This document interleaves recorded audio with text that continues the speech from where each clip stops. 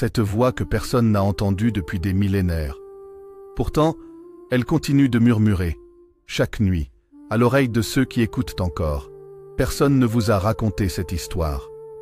Ni vos professeurs, ni vos prêtres, ni les guides des temples antiques. Et pour cause, ceux qui ont essayé de l'évoquer ont disparu, ou ont été discrédités comme des fous. Elle est là pourtant, la voix sacrée de la veuve, celle d'Isis, déesse, magicienne, mère, amante et maîtresse des secrets interdits. Une voix qui ne prie pas, elle commande. Dans les profondeurs du temps, des manuscrits oubliés parlent d'un chant. Un chant capable de ressusciter les morts, de faire trembler les empires, de briser les chaînes du destin. Ce chant, ce sont les litanies d'Isis. Qu'ont-elles révélé à Napoléon lorsqu'il s'est enfermé seul dans la Grande Pyramide? Pourquoi la confrérie des Rose-Croix les a-t-elle cherchés pendant des siècles? Quel est ce secret que le Vatican dissimule dans ses archives interdites, à propos d'une femme voilée, au regard brûlant, qui parle la langue des étoiles? Si tu penses que l'histoire que l'on t'a enseignée est incomplète, voire truquée, reste bien jusqu'à la fin de cette vidéo. Ce que tu vas entendre pourrait changer ta perception de l'Égypte, des religions, et même de ton propre nom. Et si tu aimes explorer ce que personne n'ose aborder, pense à t'abonner, à liker cette vidéo et à activer la cloche. Car la vérité ne se trouve jamais en surface. Elle se cache, entre les lignes des anciens chants. Les prêtres d'Abydos racontaient une légende interdite. Une histoire qu'on ne récitait qu'à voix basse, dans l'ombre des colonnes sacrées, lorsque le désert se faisait plus silencieux que la mort. On disait qu'il existait un chant, ancien comme la création, transmis par une voix de femme, pas n'importe quelle femme. La première reine, la première sorcière, la première mère. Une femme dont les larmes avaient redonné la vie à un dieu morcelé et dont les paroles pouvaient briser les lois du monde. Cette femme, c'était Isis. Mais ce que les livres d'histoire ne disent pas, c'est qu'au cœur des rituels les plus secrets de l'Égypte antique, il existait des incantations jamais gravées dans la pierre, mais transmises par le souffle, dans une langue si ancienne que même les prêtres d'Héliopolis la redoutaient. Ces chants n'étaient pas des prières, ce sont des ordres. Les litanies d'Isis ne supplient pas, elles exigent. Et c'est là tout leur pouvoir. Tout commence par une erreur. En 1824, dans le secret des sous-sols du musée égyptien de Turin, l'égyptologue Bernardino Drovetti réceptionne un lot de papyrus récupérés illégalement dans les ruines de Thèbes. Parmi eux, un rouleau noirci, déchiré, presque calciné. On le prend d'abord pour un registre funéraire sans intérêt.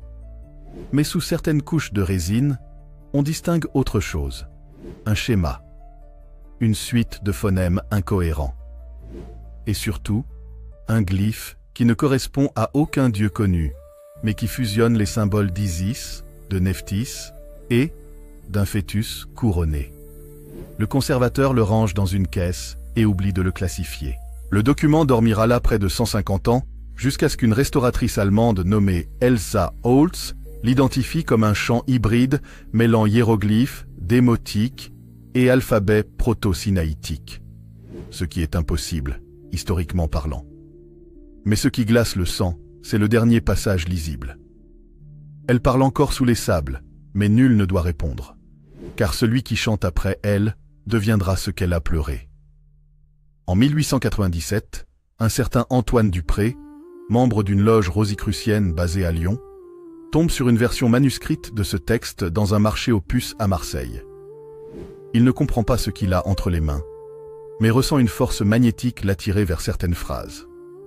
Il décide de réciter ces lignes à voix haute, seul, dans une crypte de la basilique de Fourvière. Selon des notes retrouvées après sa mort, la pièce s'est mise à vibrer légèrement, le mercure de son baromètre s'est mis à tourner sur lui-même, et il aurait entendu une voix féminine lui dire son propre nom, suivi d'un nom qu'il ne connaissait pas encore, Osarion. Ce mot est absent de tous les dictionnaires, mais des siècles plus tôt, un prêtre éthiopien l'avait mentionné dans un commentaire crypté sur le livre d'Enoch, Osarion, celui que la veuve attend. Qui est vraiment Isis? Pas celle qu'on montre dans les temples, mais celle qui se cache derrière le voile? Dans certains textes coptes interdits, elle n'est pas simplement la femme d'Osiris. Elle est la détentrice du nom vrai de Ré, qu'elle aurait extorqué au dieu soleil par un stratagème magique. Ce nom est une clé, un mot qui contrôle les forces de la création, capable de guérir, de maudire ou de donner l'immortalité. Et Isis l'aurait utilisé pour redonner vie à Osiris, mais à une seule condition, qu'il ne prononce jamais les litanies en retour. Car si Osiris chantait, le monde deviendrait stérile. Ce secret, préservé par un cercle de prêtresses appelées les veuves de la nuit, aurait traversé les âges, jusqu'à inspirer des ordres initiatiques féminins en Europe, liés au Cathare, aux sorcières de Salem, et même à certaines branches du soufisme andalou. En 2021, un drone scanne la voûte du temple d'Hathor, à Dendera. Les images révèlent une alcôve invisible à l'œil nu depuis le sol, dissimulée par des hiéroglyphes factices. Les chercheurs découvrent une fresque montrant 7 femmes, les yeux bandés, tenant chacune un papyrus d'or. Mais il y a plus troublant. Les papyrus chantent. Pas au sens littéral, évidemment. Mais selon les relevés spectrographiques, les pigments utilisés réagissent à certaines fréquences sonores, notamment autour de 111 Hz. Cette fréquence correspond à celle utilisée dans certains rituels chamaniques et à celle du chant diphonique mongol. En clair, ces papyrus sont des partitions. Ce qui revient sans cesse, dans tous les fragments, c'est cette idée étrange. Les litanies d'Isis ne sont pas de simples mots. Ce sont des entités, des formes sonores intelligentes, capables d'agir sur la matière, le temps, la mémoire. Elles entrent dans celui qui les récite. Certaines personnes les ont rêvées avant même de les lire. D'autres, en les écoutant, ont perdu connaissance, pour se réveiller avec des symboles gravés sur leur peau. Un patient en hôpital psychiatrique au Caire, en 1983, aurait écrit la première strophe en langue inconnue, alors qu'il était analphabète. Un autre, en Italie, s'est mis à parler le proto-égyptien en dormant. Les neurologues parlent de glossolalie ésotérique. Mais les initiés, eux, disent autre chose. La déesse appelle. Elle cherche celle qui répondra. Ceux qui approchent ces champs universitaires, mystiques, voyageurs, médiums, rapportent tous une chose. Les litanies ne vous laissent pas repartir comme vous êtes venus. Et c'est ce qui fait peur. Le Vatican possède une copie des fragments de Turine, conservés dans les archives secrètes de la section de Féminis, dédiée aux textes mystiques impliquant des figures féminines. Pourquoi cacher un simple chant ? Parce qu'il donne du pouvoir à une figure féminine que l'histoire religieuse dominante a tenté d'éteindre. Isis n'est pas seulement une déesse égyptienne. Elle est l'archétype de la connaissance féminine perdue, celle qui précède Marie, Lilith, Inanna, Kali. Et les litanies sont peut-être ce qui reste d'un savoir originel, prédiluvien. Et si le chant sacré d'Isis n'était pas seulement une relique, mais un code génétique spirituel, capable d'activer une mémoire cachée dans chaque être humain. Et si certains avaient déjà tenté de le réveiller lors de cérémonies sanglantes, dans les coulisses de l'histoire. Sur une île perdue dans les eaux du Nil, aux portes de la Nubie, un temple en ruine dort à moitié englouti, le sanctuaire de Philae. Dédié à Isis, ce lieu est l'un des derniers à avoir résisté à la christianisation de l'Égypte.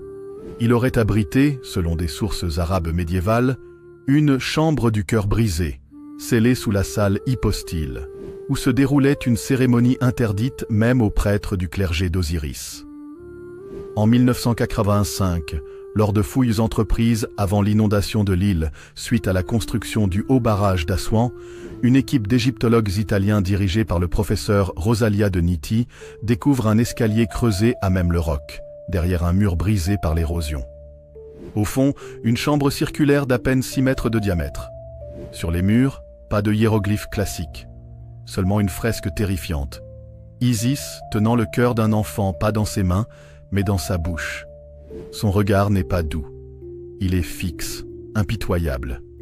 Autour d'elle, 6 silhouettes féminines, les yeux bandés, se penchent vers un sarcophage ouvert. Dans les angles de la pièce, 4 urnes noires contenaient un liquide rouge séché.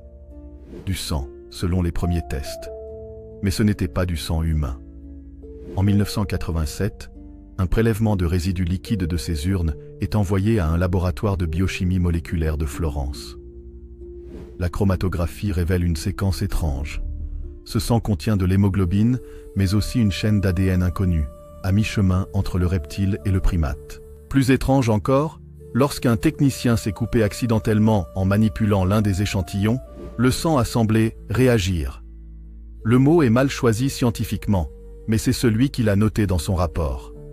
Le mélange a frémi, s'est divisé en motifs circulaires, avant de s'évaporer comme absorbé par l'air. Quelques jours plus tard, le technicien a quitté son poste, affirmant avoir rêvé 3 nuits de suite d'une femme sans visage, chantant dans une langue inconnue, et d'un enfant aux yeux d'or enterré vivant dans une tombe d'ivoire. Selon un manuscrit copte retrouvé au monastère Saint-Antoine, daté du IVe siècle, les prêtresses d'Isis pratiquaient un rite interdit nommé le cœur brisé. Ce n'était pas un sacrifice, mais une opération mystique visant à détruire l'ego du participant, à travers une souffrance émotionnelle si intense qu'elle ouvrait une brèche vers l'au-delà des sons. Les étapes décrites sont glaçantes. Le candidat, souvent une femme veuve, une orpheline ou une mère endeuillée, devait écrire son plus grand secret sur un fragment de lin, puis le brûler dans une lampe d'huile noire. Elle devait ensuite chanter une version inversée de la litanie appelée Samaët, qui était censée attirer l'attention de la déesse par le manque et non par la louange. La déesse, dit le texte, descendait alors en silence et posait la parole oubliée dans le cœur de la fidèle. Certaines femmes mouraient lors du rituel, d'autres devenaient muettes, mais celles qui survivaient étaient appelées les enfants de la veuve. On leur reconnaissait des dons de guérison, de voyance et même de résurrection. À la fin du XIXe siècle, une mission archéologique française dirigée par Paul Viret découvre, dans un caveau de Delphes, un texte unique écrit en grec ancien mélangé à des signes égyptiens. Appelé plus tard le manuscrit d'Éleusis, il évoque une prêtresse du nom de Mélanto, venue de Memphis, qui aurait été initiée au mystère d'Isis à Philae avant de fonder une branche secrète du culte en Grèce. Le texte mentionne clairement les « enfants de la veuve », décrits comme des femmes capables de communiquer avec les morts par le son. L'une d'elles, Lycionée, aurait chanté pendant 7 jours consécutifs dans une grotte de Crète, sans s'arrêter. Au 7e jour, dit le manuscrit, les pierres elles-mêmes se seraient mises à chanter avec elle. Mais le plus troublant est ce passage. Et la voix entra dans sa peau, et fit d'elle un sanctuaire vivant, et son ombre fut féconde de songes. Des études modernes en neurosciences, menées sur les traditions chamaniques de Sibérie et les mystiques soufis du Proche-Orient, confirment un fait surprenant. Certains types de chants ou de sons peuvent modifier l'activité cérébrale au point de simuler des expériences de mort imminente, d'extase divine ou de régression prénatale. Dans un documentaire interdit de 1992, un ex-théologien du Vatican affirme que les litanies d'Isis pourraient être des algorithmes sonores créés pour modifier l'architecture mentale de celui qui les reçoit. Autrement dit, des formes de codes sonores capables de réactiver des structures enfouies dans la mémoire collective de l'humanité, ce que certaines traditions appellent la archéomémoire.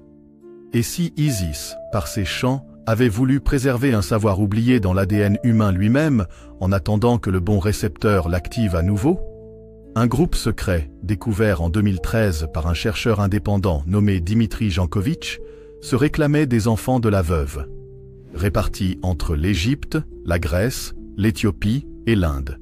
Ces femmes prétendent entendre les litanies dans leurs rêves, souvent à la suite d'un deuil ou d'un trauma profond. Elles ne se connaissent pas entre elles, mais dessinent spontanément les mêmes glyphes, entonnent les mêmes mélodies et rapportent des expériences similaires. Voix dans les murs, sensation de flottement, brûlure sur le sternum et une obsession pour une phrase. Elles ne chantent que pour celle qui a tout perdu. Ce qui les relie n'est pas une secte, mais une mémoire commune. Alors, que se passe-t-il vraiment lors du rituel du cœur brisé? Est-ce un mythe ou une clé oubliée de l'évolution humaine, masquée sous les légendes des cultes anciens?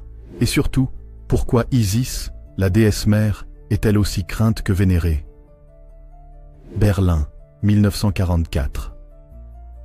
Dans les sous-sols du château de Wewelsburg, ancien bastion mystique des SS, une salle restée longtemps oubliée, est rouverte par des historiens en 1998. Elle contient plusieurs caisses métalliques, scellées dans du plomb, portant un symbole étrange. Un œil entouré d'un cobra, superposé à une croix gammée inversée. À l'intérieur de l'une des caisses, un rouleau de cire phonographique accompagné d'un document écrit en français, signé Dr Armand Valcroix, membre du Cercle d'Isis, Marseille, 1933. Le rouleau est gravé de sons, ou plutôt de litanies. Des sons non identifiables, ressemblant à une langue ancienne, chantée par une voix féminine, monocorde, mais chargée d'un pouvoir émotionnel presque insoutenable. Les premières analyses du spectrogramme révèlent l'impossible. Le son contient des fréquences inférieures à 20 Hz, inaudibles à l'oreille humaine, mais enregistrées artificiellement. Ces basses infrasoniques affectent le système nerveux, le rythme cardiaque et même la température corporelle des auditeurs. Mais ce n'est pas tout. À partir de la 9e minute d'écoute, des ondes cérébrales de type gamma sont activées chez les sujets exposés, les mêmes que celles observées chez des moines tibétains en méditation profonde, ou des patients en état de mort imminente. Les documents retrouvés mentionnent une opération ultra-secrète, menée par l'Ahnenerbe, la branche ésotérique du régime nazi. Ce programme portait un nom codé, Project Osarion, du nom du temple souterrain d'Abydos, consacré à Osiris, où Isis aurait chanté la première des litanies. Objectif du projet, créer un être au-delà de la mort, capable de survivre à toutes les blessures, physiques ou mentales, grâce au pouvoir vibratoire de la voix sacrée. Les scientifiques allemands, appuyés par des médiums français et tibétains, ont tenté de reconstituer les litanies originales à partir de fragments coptes, hiéroglyphes inversés et transcriptions grecques. Ils ont réuni 12 enfants orphelins, tous ayant survécu à des drames profonds, et les ont placés dans une pièce au mur recouvert de quartz. Pendant 33 jours, une femme encapuchonnée, seulement connue sous le nom de la matriarche, leur a chanté la litanie d'Isis chaque nuit. Résultat, 8 sont morts dans des crises de convulsions. 3 ont sombré dans un mutisme absolu, les pupilles dilatées à jamais. Mais un seul a ouvert les yeux et sourit. Le journal du commandant SS Heinrich Vogler note « Il a prononcé un mot que personne ne comprit. Puis il s'est mis à marcher vers le mur et l'a traversé, littéralement, comme si son corps n'obéissait plus aux lois de la matière. » En 2007, un laboratoire en Suisse, spécialisé dans la bioacoustique, mène une expérience troublante. À partir d'un échantillon sonore reproduisant une partie des fréquences de la litanie retrouvée à Wewelsburg, ils exposent un groupe de volontaires dans une salle anéchoïque, insonorisée à 99,9%. Après 17 minutes d'écoute, plusieurs sujets déclarent voir une silhouette féminine aux yeux bandés, entendre des chœurs d'enfants sous la peau, avoir le sentiment qu'un secret ancien, inscrit dans leur sang, était en train de se réveiller. Le test ADN post-expérience révèle que certains gènes dormants, liés aux capacités sensorielles extra-auditives, sont brièvement activés. Plus fascinant encore, une mutation silencieuse du chromosome X est observée chez 2 femmes du groupe.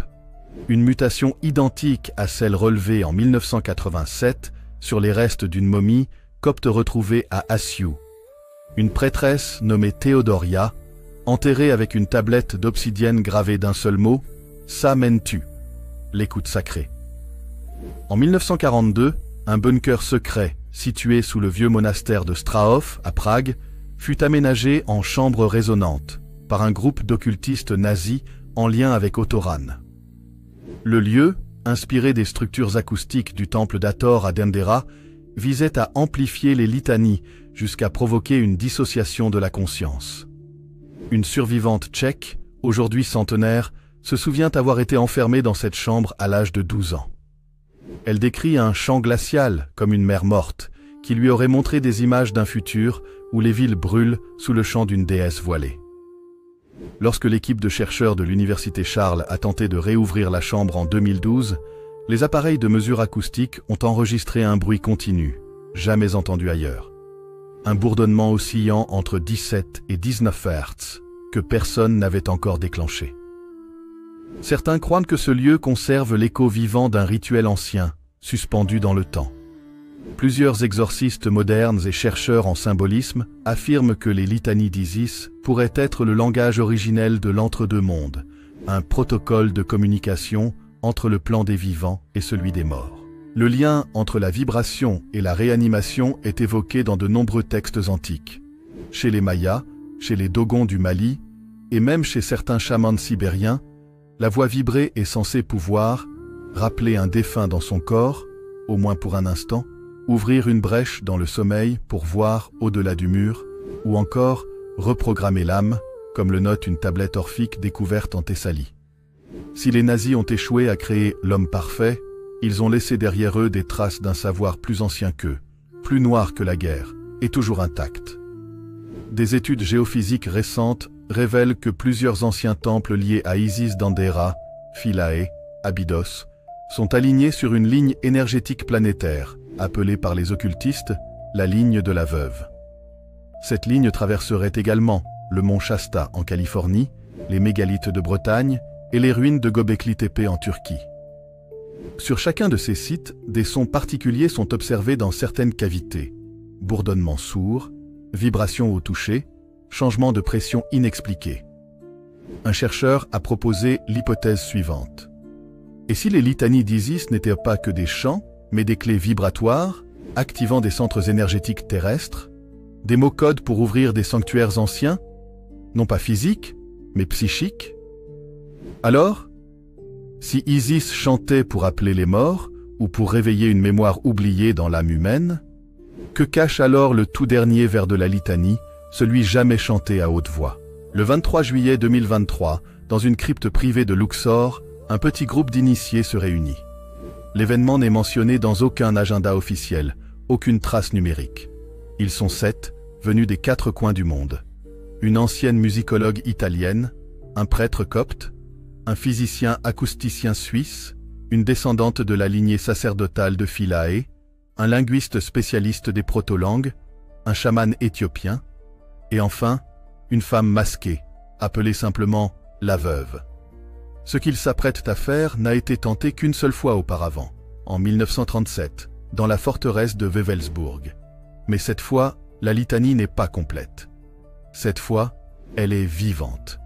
Ils déploient un papyrus jamais montré au public, conservé depuis des générations dans un monastère copte du désert rouge.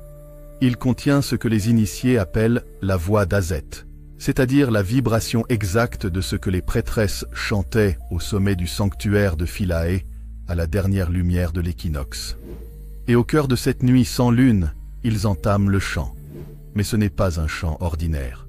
Ce n'est pas une mélodie, c'est un code sonore. Une série d'ondes précises entre 111 Hz et 528 Hz, modulées sur des fréquences qui résonnent littéralement avec le calcium des os humains et l'eau des cellules. Et là, quelque chose se produit. Les murs tremblent, la température chute de plusieurs degrés. Le silence devient si dense qu'il semble palpable.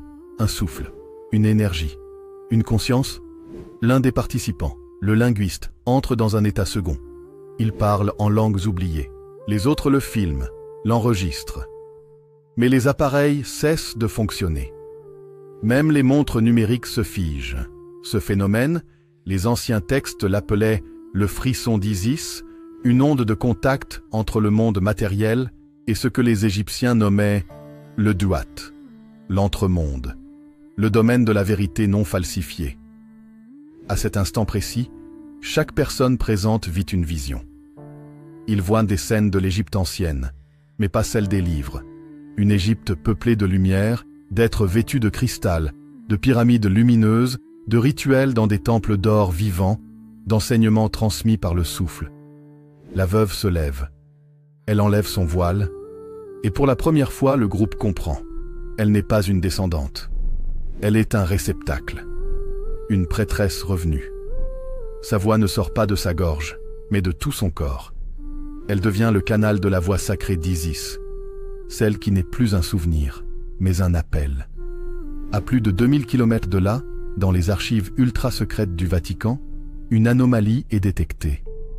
Les enregistrements des chambres de surveillance de certaines sections classées du dépôt sacré montrent un mouvement, une lumière, des vibrations, une tablette qui vibre seule.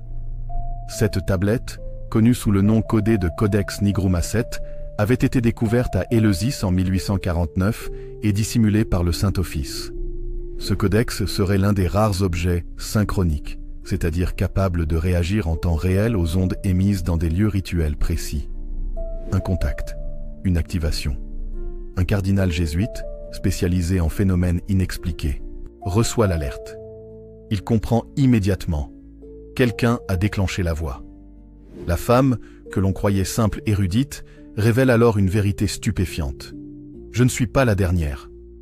Je suis la première à revenir. Les chants n'ont jamais été écrits pour le passé. Ils sont les clés d'un futur volé. Nous avons cru qu'Isis pleurait. Mais ce n'était pas des larmes. C'était un signal. Le monde moderne repose sur une fracture volontaire du lien sacré. On a divisé le son et la matière, l'âme et la mémoire. Ce que vous entendez aujourd'hui, c'est la réunification. Elle entonne alors une dernière litanie. Un chant qui, selon le mythe, n'a été prononcé qu'une seule fois, le jour où Isis a ressuscité Osiris. Mais dans ce chant, les noms changent. Ce n'est plus Osiris qu'elle appelle, mais l'humanité. Dans les jours qui suivent ce rituel, plusieurs événements étranges se produisent. Des témoins rapportent avoir entendu des chants féminins dans des temples abandonnés, sans qu'aucun haut-parleur ou source de son ne soit trouvé. Des fréquences radio de 432 Hz et 528 Hz sont détectées dans le désert libyen, là où aucun réseau ne passe. Un document classé par la NASA, datant de 1981, refait surface. Il évoque un projet secret d'analyse du champ terrestre, c'est-à-dire les vibrations naturelles de la planète, et son hypothétique langage sonore matriciel. Le nom du projet ? Project Isis Freck. Enfin, un manuscrit réapparaît dans une librairie de Londres, sans qu'on sache comment. Il s'intitule « Litanie pour le retour » et contient 27 chants jamais traduits, attribués à une prêtresse nommée Ankh Hathor Asset, dont on dit qu'elle savait chanter des portes. Et si le pouvoir d'Isis ne résidait pas dans la magie, mais dans notre capacité à écouter vraiment ? Et si, au lieu de chercher un miracle extérieur, le véritable secret était dans le son même de notre corps, de notre souffle, de notre mémoire profonde. Les litanies ne sont peut-être pas une relique du passé. Elles sont peut-être un dispositif de réveil, un appel, un rappel. Et si ce récit vous a remué, si vous sentez que quelque chose en vous s'est aligné, alors n'oubliez pas, ce n'était pas une fiction. C'était peut-être votre propre voix, qui se souvenait. Alors, et si depuis des millénaires, un chant, un seul, traversait les âges comme un fil invisible, attendant que quelqu'un, peut-être vous, ici, maintenant, le comprenne enfin ? Un murmure ancien, codé dans les pierres, dissimulé dans les tombeaux, amplifié par les mythes, les silences, les secrets. Les litanies d'Isis ne sont pas simplement des prières. Ce sont des portails, des passerelles entre les mondes, entre l'oubli et la mémoire. Et chaque fois qu'on les évoque, que l'on tente de les comprendre ou même de les chanter, quelque chose se réveille. En nous, autour de nous. Merci à vous d'être restés avec moi jusqu'au bout de ce voyage énigmatique. Merci pour votre curiosité, votre soif de vérité, votre passion pour ce que d'autres préfèrent cacher dans l'ombre. Si cette vidéo vous a intrigué, remué, fasciné, même un tout petit peu, je vous invite à liker, à vous abonner si ce n'est pas déjà fait, et à activer la cloche pour ne rien manquer de nos prochaines explorations. Chaque semaine, nous déterrons ensemble des vérités anciennes, des pistes oubliées, des secrets interdits. Et plus que jamais, votre présence, vos commentaires, vos partages sont notre force. À très bientôt pour un nouveau mystère. Mais d'ici là, écoutez bien, certains silences chantent encore.